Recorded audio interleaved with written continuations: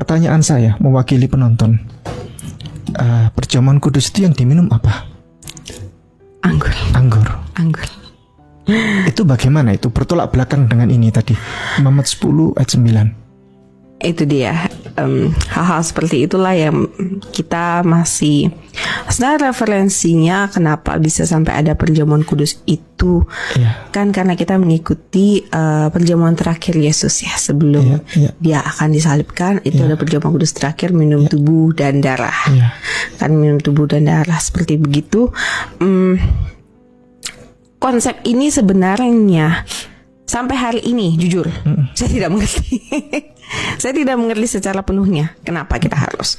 Tapi sesuai dengan ajaran yang saya sudah ditempa selama ini, kita harus meminum darah Yesus itu supaya kita mendapatkan penebusan. Jadi peminuman anggur itu diibaratkan metafora adalah darah Yesus, dan roti itu adalah tubuh Yesus. Dengan kita memakan anggur, meminum anggur dan memakan roti hosti itu, dosa kita terhapuskan.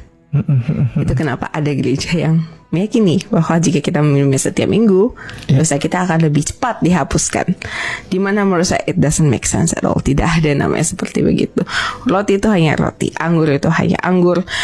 Jika kita bahkan menurut saya ya, ini saya tidak tahu apakah bertentangan dengan Alkitab atau tidak, tapi menurut saya itu cukup berhala, karena kita mengkuduskan sesuatu yang secara nyatanya itu harusnya tidak boleh dikuduskan. Kita tidak boleh menyembah barang itu, betul? Kita dilarang menyembah berhala. Ada hukum Taurat ya, tidak kita boleh menyembah berhala. Tapi dengan kita mengangkat anggur itu saja, terus kita mengucapkan doa. Dan doa itu doa yang seperti kalau di Muslim seperti saya syahadat ya.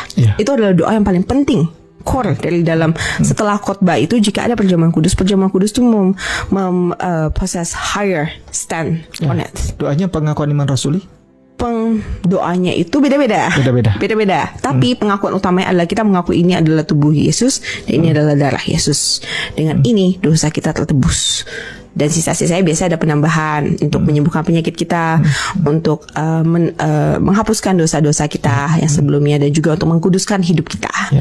Nah, hal begitu menurut saya, jika kita benar-benar coba dipikirkan baik-baik, kita itu sudah dilarang untuk menyembah berhala.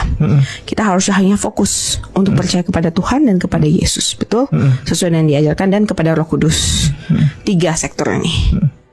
Terus kenapa tubuh dan darah Yesus kita juga harus angkat dan sampai kita memujahnya seperti begitu? Itu tidak logically, itu tidak masuk akal. Itu akan mengajarkan orang untuk mempercayai barang mati bisa dijadikan mukjizat. Itu berbahaya menurut saya. Itu adalah sistem dimana kalau misalnya saya belajar dari dan mungkin ini karena saya juga belajar sebagai translator, saya juga belajar sebagai asisten perusahaan-perusahaan ya. Itu adalah part of mind brainwashing. Itu adalah brainwashing yang berbahaya, yang akan membuat orang, mungkin pengajaran gerejanya betul saat awalnya, mungkin penetapan ketuhanannya itu cukup jelas, tapi karena dia mengikuti liturgi seperti itu, lama-lama dia akan mentuhankan anggur dan roti. Dan itu terjadi, happen in a lot of place. Dan itulah dimana bahkan liturgi Kristen yang sangat penting saja perlu kita pertanyakan. Kenapa? Contoh. Kenapa ini punya anggur bisa menebus dosa kita? Apa penjelasannya? Apa explanationnya? Apa hubungannya? Betul. Kan? Dan kenapa mesti anggur? Betul? Kenapa tidak sesuatu yang lain? Air putih atau air apa? Kan? Karena Tuhan kan bisa mengubah air putih menjadi anggur. Kemudian kan Yesus kan sudah disalib. Betul. Kenapa kita mesti minumnya kembali? Betul. Nah, itu anggur. Nah, kalau misalnya anggur itu, kalau menurut saya masih ada sedikit logisnya, karena Tuhan Yesus masih berdarah-darah di kayu salib. Roti itu untuk apa? Itu apa lagi? Itu bagian dari tubuh Yesus.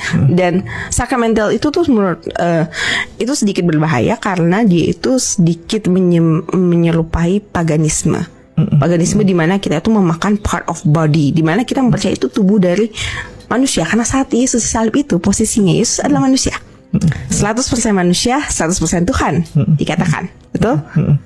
Nah, itu kenapa kita harus melakukan hal itu, dengan kita harus percaya, dan kenapa tiba-tiba dosa itu kan adalah sebuah kesalahan yang kita lakukan dengan sadar. Betul kan? Kenapa bisa ditebuskan hanya dengan suatu barang mati? Iya. Berarti kita melakukan penyembahan berhala dong. Iya, iya. Karena secara nyatanya lah, bahkan di dunia ini, jika kita berbuat salah kepada orang lain, penebusan kita harusnya kita meminta maaf dan kita merepair kembali apa yang mesti kita lakukan supaya perbaikan kita ini bisa menyeimbangi kesalahan kita. Barulah bisa diterima maafnya. Karena begini, kita memohon maaf seperti penebusan dosa itu kan kita meminta maaf, memohon ampun kepada Tuhan kita, bahwa kita makhluk yang we are not a perfect creature, kita bisa bersalah. Tapi masalah permohonan diterima atau tidak adalah hak Tuhan, bukan hak manusia untuk menentukan. Terutama bukan hak manusia untuk menggunakan dead things, di mana itu benda mati, hanya makanan dan minuman. Terus kita tertebus. Enak dong. Berarti nggak apa-apa. Misalnya kita melakukan 100 dosa, berarti kita minum 100 gelas anggur gitu. Sepakat. Itu tidak masuk akal sama sekali. Dan itu berbahaya menurut saya. Berbahaya untuk mentalitas orang, berbahaya untuk keimanannya juga.